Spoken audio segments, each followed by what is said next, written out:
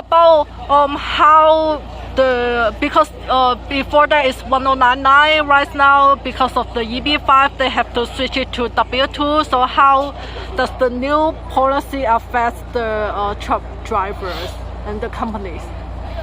That's really a great question. Right now it's very fluid, meaning that people are still working through the process. But what we're finding is that it's important for the owner-operators that they're going to have to be corporations now as opposed to being individual sole proprietors, because the insurance companies are changing some of the rules as to how that they're providing insurance for some of the contractors.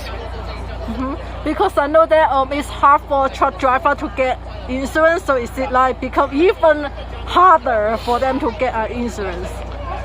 Well, that's another great question. The pricing for someone new in business, just starting out, is going to be expensive. They're going to pay 2 times more than what everybody else is going to pay because they're starting out. But depending on the insurance companies and the agents, depending on their experience, sometimes we're able to use their prior experience under permanent contracts, under permanent leases. That we could use that as their experience for the new business, and they may pay a little extra, but not as bad as just starting out with a brand new, Class A license with a couple years experience. So is it in California history, is it a really big change like in the insurance agency for like truck drivers? Well, I think a lot of it, that's another good question. I think a lot of it has to do with the insurance agents' access to insurance markets, and it has to do with relationships. There's things that I can help get things done because I've worked with a lot of the same insurance companies for the last 20, 25 years. And there's things that I can do, and they trust me from my experience and expertise that other agents may not be able to do. So it makes it more difficult for other agents that don't specialize in this business to be able to help those that are starting out.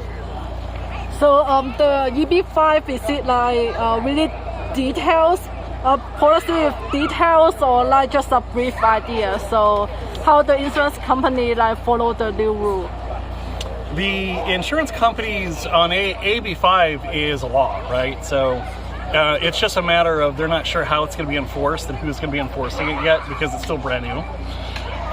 So there's still litigation. There's still some things that may hold things up, but until we kind of see how that plans out, we'll determine what the insurance companies are going to do. Already we're seeing changes on how they're underwriting for occupational accident, workers' comp, things along those lines. So that'll continue to expand as we get further down the road.